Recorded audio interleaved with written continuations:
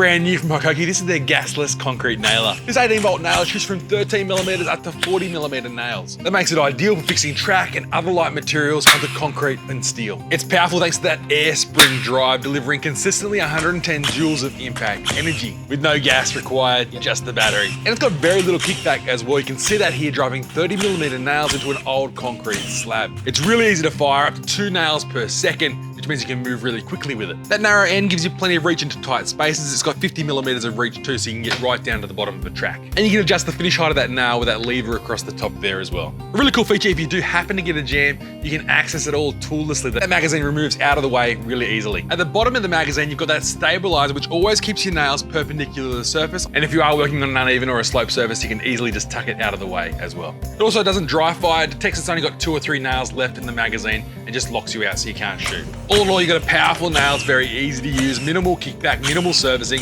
no gas or fumes. It's very friendly to the user and it's available now at your local Sydney Tools store in a combo kit with 2 5-amp-hour multi-volt batteries and charger in a hard case. Make sure you check it out or head over to our website for the full specs to order online. And if you've got any questions, as always, hit me up in that comment section down below. Until next time, I'm Tim. Thanks for watching Sydney Tools TV.